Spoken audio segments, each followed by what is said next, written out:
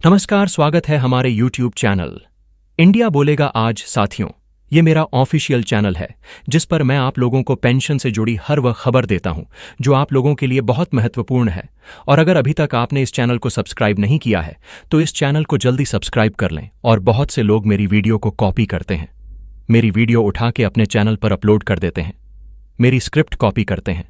वह लोग मेरी स्क्रिप्ट कॉपी ना करें वरना स्ट्राइक दे दूंगा। तो चलिए वीडियो शुरू करते हैं। आज हम किसी फाइल की, किसी सर्कुलर की या किसी बैठक के मिनट्स की बात नहीं कर रहे हैं। आज हम बात कर रहे हैं उन सांसों की जो हर दिन महंगी होती दवाइयों के बोझ तले दब रही हैं। आज हम बात कर रहे हैं उन आंखों की जो दरवाजे पर टकटकी लगाए बैठी हैं कि शायद आज कोई अच्छी खबर आएगी। और आज हम बात कर रहे हैं उस चुप्पी की जो दिल्ली के सत्ता के गलियारों से गूंज रही है। एक ऐसी चुप्पी जो लाखों बुजुर्गों की चीखों से भी ज्यादा भारी है। क्या हमारे सिस्टम ने, हमारी व्यवस्था ने उन लोगों को सुनना बंद कर दिया है जिन्होंने इसी सिस्टम को अपने खून पसीने से सींचा है? क्या ईपीएफओ के वातानुकूलित दफ्तरों में अब सिर्फ आंकड़ों के खेल चलते हैं? इंसानी जज्बातों का वहां कोई मोल नहीं? क्या उन करोड़ों वरिष्ठ नागरिकों की आवाज जिन्होंने अपनी जवानी इस देश के कारखानों, मिलों और दफ्तरों को दे दी, वह अब सिर्फ बंद दीवारों से टकराकर दम तोड़ रही है? दोस्तों, आज की यह रिपोर्ट सिर्फ पेंशन के आंकड़ों की बाजीगरी नहीं है। यह उस सहनशीलता की कहानी है जो अब अपने आखिरी मुहाने पर खड़ी है। यह उस धैर्य की कहानी है जो अब बगावत का रूप लेने को तैयार है। 12 अक्टूबर 2025। यह तारीख लाखों ईपीएस 95 पेंशनर्स के ज़हन में एक और उम्मीद और एक और धोखे की तारीख बनकर दर्ज हो गई है। सीबीटी यानी सेंट्रल बोर्ड ऑफ ट्रस्टीज की बैठक थी। हवा में उम्मीद तैर रही थी। व्हाट्सएप ग्रुप्स पर, चाय की टपरियों पर, पार्कों में बैठे बुजुर्गों के बीच बस एक ही चर्चा थी, आज कुछ बड़ा होगा। आज सरकार हमारी दशकों पुरानी मांग यानी न्यूनतम पेंशन आर 500 पर मुहर लगा देगी। लेकिन जैसे जैसे दिन ढला, उम्मीद का सूरज भी अस्त हो गया। बैठक खत्म हुई और बाहर जो शब्द आया वह 17,500 नहीं था, वह शब्द था चाराधीन। जी हां, अंडर कंसिडरेशन। ये वह शब्द है जो पिछले एक दशक से इन बुजुर्गों का मजाक उड़ा रहा है। यह वह कूटनीतिक ढाल है जिसके पीछे सरकार और ईपीएफओ दोनों अपनी जवाबदेही से बचते आए हैं। आप सोचिए, जिन लोगों ने अपनी जिंदगी के 30 से 35 साल देश की तरक्की में खपा दिए, आज जब उन्हें सहारे की जरूरत है तो उन्हें क्या मिल रहा है? सिर्फ 8,000, R100 या R1500। और अब सूत्रों के हवाले से खबर आती है कि सरकार शायद R500 पर विचार कर रही है। R700। क्या यह एक भद्दा मजाक नहीं है? पेंशनर्स आज यह सवाल पूछने पर मजबूर हैं कि क्या हमारी जिंदगी, हमारी वफादारी, हमारे 30 साल के योगदान की कीमत सिर्फ RS1500 से बढ़ाकर RS500 की जा रही है? क्या हमारी जिंदगी की कीमत सिर्फ RS8,500 बढ़ाना है? आप जो भी यह रिपोर्ट देख रहे हैं, अपने दिल पर हाथ रखकर बताइए, क्या आज के जमाने में जब एक गैस सिलेंडर RS8,000 के पार है, जब डॉक्टर की एक विजिट की फीस RS500 है, जब महीने भर की जरूरी दवाइयां RS700 से कम में नहीं आती, तब क्या RS500 की मांग किसी भी एंगल से गलत है? क्या यह कोई खैरात मांगी जा रही है? अगर आपको भी लगता है कि यह मांग जायज है, यह उनका अधिकार है, तो जरा रुकिए, इस वीडियो को पॉज कीजिए और कमेंट सेक्शन में पूरे जोर से लिखिए यह 17,500। यह सिर्फ एक कमेंट नहीं होगा, ये आपकी तरफ से उन लाखों बेआज बुजुर्गों को दिया गया समर्थन होगा। चलिए अब जरा उस सीबीटी मीटिंग की बंद दीवारों के पीछे चलते हैं। 12 अक्टूबर को हुआ क्या? ईपीएफओ ने अपनी रिपोर्ट पेश की और रिपोर्ट में क्या था? रिपोर्ट में कहा गया कि फंड की सिचुएशन स्टेबल है, एक्चुअरियल बैलेंस मैनेजेबल है, यानी तकनीकी भाषा में कहें तो तिजोरी की सेहत ठीक है। लेकिन जब बात आई न्यूनतम पेंशन पर अंतिम निर्णय लेने की तो गेंद को फिर से भविष्य के पाले में फेंक दिया गया। पता चला कि लेबर मिनिस्ट्री और फाइनेंस मिनिस्ट्री के बीच अभी भी बातचीत चल रही है। यह वह बातचीत है जो सालों से खत्म नहीं हो रही। यह एक ऐसी रस्साकशी, टग ऑफ वॉर है जिसने लाखों बुजुर्गों की जिंदगी को सूली पर टांग रखा है। इस रस्साकशी के एक तरफ लेबर साइड है जो कह रही है कि इन वृद्धों की स्थिति देखिए, यह हमारे अपने लोग हैं, इन्हें तत्काल राहत दीजिए, यह सम्मान के हकदार हैं। लेकिन दूसरी तरफ है फाइनेंस साइड जिसका तर्क है कि बजट पर दबाव पहले ही बहुत बढ़ चुका है। अगर हम यहां खर्च बढ़ाएंगे तो वित्तीय घाटा कहां जाएगा? और इस रस्साकशी में, इस बजट और इंसानियत की लड़ाई में पिस कौन रहा है? वही लाखों बुजुर्ग, जरा एक पल के लिए कल्पना कीजिए। एक इंसान जिसने 35 साल तक हर महीने अपनी तनख्वाह से पीएफ कटवाया, इस उम्मीद में कि बुढ़ापा सुकून से कटेगा। आज वही इंसान अपनी पेंशन स्लिप को देखकर रोता है। वह अपनी पेंशन से घर का बिजली बिल और महीने भर की दवाई दोनों एक साथ नहीं खरीद पा रहा है। उसे चुनना पड़ता है दवा या राशन। क्या यही है वह सिस्टम जो हमने बनाया है? अगर आपको भी लगता है कि यह सिस्टम अब सड़ चुका है, इसमें इंसानी संवेदना खत्म हो चुकी है और इसे बदलने का वक्त आ गया है, तो कमेंट में लिखिए सिस्टम बदलो। सीबीटी बैठक के अंदर की बहस भी कम दिलचस्प नहीं थी। जब यूनियंस की तरफ से RS 7500 के प्रपोजल को जोर शोर से उठाया गया, तो कुछ मेंबर्स ने तुरंत आपत्ति जताई। कहा गया, यह अमाउंट बहुत ज्यादा है। EPFO के पास इतना कॉर्पस नहीं है कि वह यह बोझ उठा सके। लेकिन इस बार यूनियन रिप्रेजेंटेटिव्स भी पूरी तैयारी से थे। उन्होंने जो जवाब दिया वह इस पूरी लड़ाई का सार है। उन्होंने कहा, 17,500 ज्यादा नहीं है, यह जरूरी है, और हम यहां कोई चैरिटी या भीख मांगने नहीं आए हैं। पेंशन कोई खैरात नहीं है, यह हमारा कमाया हुआ हक है। अब आप ही इस बात का फैसला कीजिए। क्या यह तर्क गलत है? अगर आपने 30 साल तक ईमानदारी से अपना कंट्रीब्यूशन दिया, तो क्या आपको बुढ़ापे में सम्मान से जीने लायक RS 7500 भी नहीं मिलने चाहिए? अगर आप इस बात से सहमत हैं तो स्क्रीन पर अपनी आवाज बुलंद कीजिए, लिख कर दिखाइए, जस्टिस फॉर EPS 95। यह कोई आज की लड़ाई नहीं है, यह उम्मीदों के टूटने का एक लंबा दर्दनाक इतिहास है।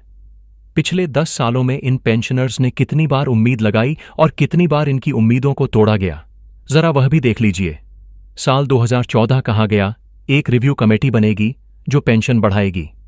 कमेटी बनी, रिपोर्ट धूल खाती रही। साल 2017 कहा गया, एक हाई पावर्ड एक्चुअर रिपोर्ट आएगी जो सब ठीक कर देगी। रिपोर्ट आई, लेकिन सिफारिशें लागू नहीं हुई। साल 2019 पेंशनर्स थक हारकर सुप्रीम कोर्ट तक पहुंचे। वहां से उन्हें न्याय नहीं मिला। वहां से मिला कंसीडरेशन का आदेश, यानी सरकार को विचार करने को कहा गया। साल 2022 फिर कहा गया कि EPFO अपनी पॉलिसी में रिफॉर्म करेगा, कुछ बड़ा होगा। और अब 2025 में भी उसी सुप्रीम कोर्ट के आदेश की एड लेकर CBT मीटिंग में वही एक शब्द गूंज रहा है, कंसीडरेशन छाराधीन। आप बताइए, ये सुनवाई हो रही है या सुनवाई को टाला जा रहा है? यह विचार हो रहा है या विचार के नाम पर इन बुजुर्गों की जिंदगी के बचे खुचे साल बर्बाद किए जा रहे हैं? कब तक चलेगा ये कंसीडरेशन? क्या तब तक जब तक ये सब लोग खत्म नहीं हो जाते? अगर आपको भी लगता है कि अब बहुत हो गया, पानी सिर से ऊपर जा चुका है, तो कमेंट में लिखिए बहुत हो गया।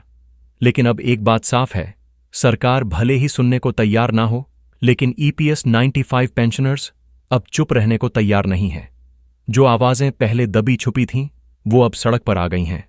देश के हर कोने से अब एक ही हुंकार उठ रही है, हम भी इस देश के नागरिक हैं, हमने भी वोट दिया है, हमारा भी सम्मान होना चाहिए। लखनऊ हो या सूरत, पुणे हो या चेन्नई, इंदौर हो या नागपुर, हर शहर में पेंशनर्स ने प्रोटेस्ट मार्च निकाले हैं। कमजोर शरीर, हाथों में लाठियां, लेकिन इरादे फौलादी। उनके हाथों में जो तख्तियां हैं, उन पर सिर्फ एक मांग लिखी है, 7,800 प्लस DA लागू करो। आपने भी शायद सोशल मीडिया पर वो वायरल वीडियो देखा होगा। एक 80 साल के बुजुर्ग जिनकी कमर झुक चुकी है, वह कैमरे पर कांपती आवाज में कहते हैं, बेटा, हम मरने से नहीं डरते, पर हम जीने की इस लाचारी से डरते हैं। हर रोज तिल तिल कर मरने से डरते हैं। जरा सोचिए, कितना दर्द, कितनी बेबसी छिपी होगी इन शब्दों में। क्या यही है वह अमृतकाल का सपना जिसका जिक्र हम दिन रात सुनते हैं? क्या अमृतकाल का अमृत सिर्फ बड़े कॉरपोरेट्स के लिए है, उन मजदूरों और कर्मचारियों के लिए नहीं जिन्होंने अपनी पूरी जिंदगी दे दी? अगर आपको भी लगता है कि सरकार को अब एक पल की भी देरी नहीं करनी चाहिए, तो इस वीडियो को एक लाइक जरूर करें। EPFO ने जो आंकड़े CBT में रखे, वह भी कुछ सोचने पर मजबूर करते हैं। हालांकि उन आंकड़ों पर भी कई सवाल हैं। बताया गया कि 2025 तक लगभग 68 लाख EPS 95 पेंशनर्स एक्टिव हैं। यह कहा गया कि मंथली पे आउट करीब RS 1300 करोड़ है, और अगर पेंशन को RS 500 तक बढ़ाया जाता है तो यह अमाउंट RS 9,000 करोड़ मंथली हो जाएगी। यहां आंकड़ों में भारी विरोधाभास है, जो मीटिंग में भी चर्चा का विषय बना। लेकिन मुद्दे की बात यह है कि फाइनेंस मिनिस्ट्री का तर्क साफ है। उनका कहना है कि अगर इतना बड़ा खर्च उठाना है तो इसके दो ही रास्ते हैं, या तो सरकार खजाने से भारी भरकम सब्सिडी दे, या फिर मौजूदा कर्मचारियों का कंट्रीब्यूशन बढ़ाया जाए। लेकिन यूनियंस का तर्क इससे भी ज्यादा मजबूत है। उनका कहना है कि अगर यह देश एक वेलफेयर स्टेट है, एक लोक कल्याणकारी राज्य है, तो अपने बुजुर्गों की पेंशन पर किया गया खर्च कोई बोझ नहीं, यह हमारी जिम्मेदारी है। अब आप बताइए, इन दोनों तर्कों में से कौन सही है? क्या यह सरकार की ड्यूटी है या यह एक वित्तीय सीमा है? कमेंट में लिखिए गवर्नमेंट ड्यूटी अगर आपको लगता है कि यह सरकार की सीधी जिम्मेदारी है, या लिखिए फिस्कल लिमिट अगर आपको लगता है कि खर्च वाकई बहुत बड़ा है, पर इसका कोई ना कोई हल तो निकलना ही चाहिए। सीबीटी बैठक की रिपोर्ट जैसे ही बाहर आई, माहौल सिर्फ निराशा का नहीं था, बल्कि उसमें एक बगावत की चिंगारी थी। मीटिंग खत्म होते ही जो पेंशनर्स बाहर उम्मीद में खड़े थे, उनके चेहरों पर गुस्सा साफ पढ़ा जा सकता था। किसी ने कहा, हमारे साथ फिर धोखा हुआ है। किसी ने चिल्लाकर कहा, यह सरकार हमें बस वोट बैंक समझती है, चुनाव से पहले लॉलीपॉप दे देगी। आप एक पल को उस दृश्य की कल्पना कीजिए। एक 75 साल का बुजुर्ग, जिसने शायद अपनी जिंदगी में कभी ट्रैफिक सिग्नल नहीं तोड़ा, वो आज हाथ में तख्ती लेकर खड़ा है जिस पर लिखा है, मुझे भी इंसान समझो। जब ऐसी तस्वीरें सामने आती हैं तो क्या हमें सच में खुद को एक प्रगतिशील देश कहना चाहिए? जरा रुकिए और कमेंट करके बताइए, क्या आपको भी लगता है कि ईपीएफओ और सरकार ने मिलकर यह सुनहरा मौका गंवा दिया? बैठक के अंदर की जो छन छन कर खबरें आ रही हैं, वह और भी ज्यादा परेशान करने वाली हैं। सूत्रों के मुताबिक कुछ अधिकारियों ने यह बीच का रास्ता सुलझाया कि फिलहाल इंटरिम रिलीफ के तौर पर Rs 82,500 को अप्रूव किया जा सकता है, और जो Rs 500 की मुख्य मांग है, उसे एक लॉन्ग टर्म रिव्यू में डाल दिया गया है। लॉन्ग टर्म रिव्यू, यह एक और शब्द है, विचाराधीन का बड़ा भाई। इसका मतलब है एक बार फिर वादा, एक बार फिर डिले, और एक बार फिर खामोशी। और यही खामोशी है जो अब बुजुर्गों के गुस्से में बदल रही है। आप खुद सोचिए, अगर किसी को 20 साल से लगातार Rs 1000 पेंशन मिल रही हो, तो क्या वो Rs 1500 या Rs 2000 बढ़ने पर खुश होगा? वह इसे राहत नहीं, अपनी बेइज्जती समझेगा। अगर आप भी मानते हैं कि पेंशन का यह मुद्दा सिर्फ पैसे का नहीं, बल्कि आत्मसम्मान का है, तो कमेंट में लिखिए रिस्पेक्ट नॉट रिलीफ। उन्हें राहत नहीं, सम्मान चाहिए। इस निराशा के बीच अब देश के कई राज्यों से एक बड़े और निर्णायक आंदोलन की तैयारी चल रही है।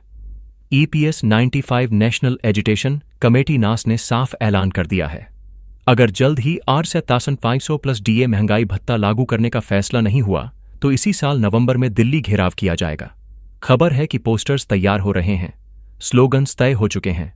इस बार का नारा है, अब नहीं रुकेंगे, अब न्याय लेंगे। आपको क्या लगता है, क्या इस देशव्यापी आंदोलन से दिल्ली के बहरे कानों पर कोई जरेंगे? पॉज करके कमेंट करें, यस यूनाइटेड वी कैन। अब जरा फाइनेंस मिनिस्ट्री के उस अडियल स्टैंड की भी बात कर लेते हैं। वहां से जो संकेत मिल रहे हैं, वह बेहद कॉशियस यानी सतर्क हैं। एक सीनियर ऑफिशियल ने नाम न छापने की शर्त पर कहा, हम किसी भी हक को देने से पहले सिस्टम की सस्टेनेबिलिटी, स्थिरता देखना चाहते हैं। हम ऐसा कोई कदम नहीं उठा सकते जो कल जाकर पूरे फंड को ही डुबो दे। सस्टेनेबिलिटी सिस्टम टिकना चाहिए, लेकिन पेंशनर्स का जवाब सुनिए। वह कहते हैं, हम सस्टेनेबिलिटी की लड़ाई नहीं लड़ रहे, हम सर्वाइवबिलिटी, अस्तित्व की लड़ाई लड़ रहे हैं। पहले इंसान तो टिके, सिस्टम तो बाद में भी टिक जाएगा। सोचिए, यह कितनी बड़ी विडंबना है, कितनी बड़ी आयरनी है। सरकार कहती है सिस्टम टिकना चाहिए, पेंशनर कहता है इंसान टिकना चाहिए। अगर आपको भी लगता है कि हमारी सरकार की प्राथमिकताएं, प्रायोरिटीज पूरी तरह से उलट पुलट हो चुकी हैं, तो इस रिपोर्ट को एक लाइक जरूर करें। यहां तक कि EPFO के अंदर भी इस मुद्दे पर दो मत बन चुके हैं। एक धड़ा जो शायद सरकार के दबाव में है, वह कहता है कि Rs 2500 का इंटरिम अभी लागू कर दो और लोगों का गुस्सा शांत करो, बाद में इसे बढ़ाते रहेंगे। लेकिन EPFO के अंदर ही एक दूसरा धड़ा भी है जो प्रैक्टिकल बात कर रहा है। वह धड़ा कहता है कि अगर अब बढ़ाना है तो एक बार में बढ़ाएं। ये 1500 या 2000 का जो पार्शियल ही आंशिक बढ़ोतरी है, इससे लोगों में संतुष्टि नहीं बल्कि गुस्सा और ज्यादा फैलेगा। और सच भी यही, यह लड़ाई उस मोड़ पर आ चुकी है जहां छोटे मोटे टुकड़े या स्टेप अप किसी को संतुष्ट नहीं कर सकते। अब फैसला एक बार में और बड़ा ही लेना होगा। आप बताएं, आपको क्या लगता है, यह कितों में बढ़ोतरी इंक्रीमेंटल एज ठीक रहेगी, या एक बार में बड़ा फैसला वन टाइम बिग एज? अगर आप भी बड़े और निर्णायक कदम के पक्ष में हैं तो कमेंट में लिखिए वन टाइम हेज। उस नैतिक पक्ष, मोरल साइड की बात करते हैं, जिसे शायद किसी सरकारी फाइल या सर्कुलर में नहीं लिखा गया, पर वो हर हिंदुस्तानी के दिल में दर्ज है। हर साल बड़े बड़े मंचों से सरकारें कहती हैं, सीनियर सिटीजन्स हमारा गौरव हैं, वह हमारी धरोहर हैं। तो फिर सवाल यह है कि यही गौरव आज सड़कों पर क्यों है? यही धरोहर आज अपने हक के लिए मार्च क्यों कर रही है? एक 75 साल के पेंशनर ने एक इंटरव्यू में जो कहा, वह कलेजा चीर देता है। उन्होंने कहा, हमने अपने बच्चों को पढ़ाया, फैक्ट्रियों में खटकर देश बनाया, और अब जब हमारी उम्र काम करने की नहीं रही तो सरकार ने हमारे हाथ में एक बेगिंग बॉल भिखारियों का कटोरा पकड़ा दिया है। सोचिए जरा, क्या यही है विकसित भारत की परिभाषा? क्या हम अपने बुजुर्गों को यह सम्मान दे रहे हैं? अगर नहीं तो स्क्रीन पर लिखिए, जस्टिस फॉर सीनियर्स। जैसे जैसे यह मुद्दा गमा रहा है, सियासी गलियारों में भी हलचल शुरू हो गई है। अपोजिशन पार्टीज ने इस मुद्दे को लपक लिया है। कई नेताओं ने बयान जारी किए हैं कि अगर सरकार शीतकालीन सत्र से पहले EPS 95 पेंशनर्स को सम्मानजनक राहत नहीं देगी तो हम इस मुद्दे को संसद में जोर शोर से उठाएंगे। वहीं दूसरी तरफ रूलिंग साइड के प्रवक्ताओं का वही रटा रटाया जवाब आ रहा है, हम इस मुद्दे पर संवेदनशील हैं, हम जल्द ही कोई संतोषजनक समाधान देंगे। लेकिन वही एक सवाल जो अब घिस चुका है, कब? आप भी तो यही पूछ रहे होंगे। कब तक सिर्फ घोषणाएं, कब तक सिर्फ कमेटियां, कब तक सिर्फ विचाराधीन? पॉज करके कमेंट में अपना गुस्सा जाहिर कीजिए, लिखिए कब तक। लेकिन कहानी यहीं नहीं रुकती। जमीन पर यानी ग्राउंड लेवल पर जो हो रहा है वो शायद दिल्ली में बैठे बाबू नहीं देख पा रहे। पेंशनर्स के बीच अब सोशल मीडिया की ताकत बढ़ रही है। फेसबुक पर बने हजारों ग्रुप्स, व्हाट्सएप पर चल रहे सैकड़ों सर्कल्स और टेलीग्राम चैनल्स, हर जगह अब 24 घंटे सिर्फ एक ही डिमांड ट्रेंड कर रही है, साथरा फाफांसो पेंशन नाउ। हर दिन इन ग्रुप्स में सैकड़ों दर्द भरे मैसेज आते हैं, आज भी पेंशन नहीं मिली, बैंक ने कहा है कि आपका वेरिफिकेशन पेंडिंग है, EPFO का पोर्टल पिछले 3 दिन से डाउन है, लाइफ सर्टिफिकेट कैसे जमा करूं? जरा सोचिए, ये वो लोग हैं जो तकनीक के युग में नहीं पले बढ़े, लेकिन आज वो टेक्नोलॉजी का इस्तेमाल इसलिए नहीं कर रहे कि उन्हें कोई रील बनानी है, वो ऑनलाइन इसलिए हैं ताकि वह सर्वाइव कर सकें। अगर आपको भी लगता है कि डिजिटल इंडिया में हमारे सीनियर्स को डिजिटल जस्टिस भी मिलना चाहिए तो इस वीडियो को लाइक करें। CBT बैठक के बाद जो ताज़ा डेवलपमेंट्स हो रही हैं वह धीरे धीरे सतह पर आ रही हैं। सूत्रों के हवाले से यह भी खबर है कि चौतरफा दबाव के बाद लेबर मिनिस्ट्री ने EPFO को कड़े शब्दों में कहा है कि वह जल्द से जल्द अल्टरनेटिव फंडिंग मॉडल्स सबमिट करें, यानी ऐसे रास्ते सुझाएं जिनसे R7500 पेंशन को प्रैक्टिकल तरीके से इम्प्लीमेंट किया जा सके।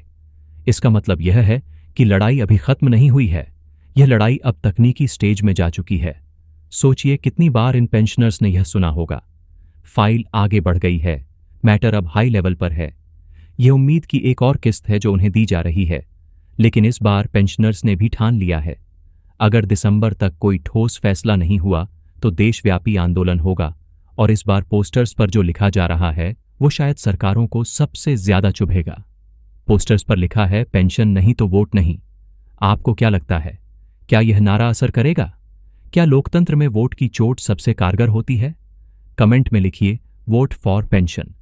अगर आपको भी लगता है कि शायद यही आखिरी रास्ता बचा है। तमाम धोखों, अनगिनत प्रदर्शनों और टूटी हुई उम्मीदों के बाद भी कुछ पेंशनर्स हैं जो आज भी उम्मीद का दामन नहीं छोड़ रहे। इंदौर के श्यामलाल जी कहते हैं, हम हारे नहीं हैं, बस थोड़ा इंतजार में हैं, देर है अंधेर नहीं। दिल्ली की शांता देवी कहती हैं, हम सरकार से नहीं लड़ रहे, हम अपने हक से लड़ रहे हैं और हक तो हम लेकर रहेंगे। सोचिए, यह वो लोग हैं जो खुद उम्मीद का दूसरा नाम बन गए हैं। लाइक करें अगर आप भी मानते हैं कि यह जंग अभी जारी रहेगी और जीत इन्हीं की होगी। दोस्तों, अगर आप इस रिपोर्ट को यहां तक देख चुके हैं तो इसका मतलब साफ है, इसका मतलब है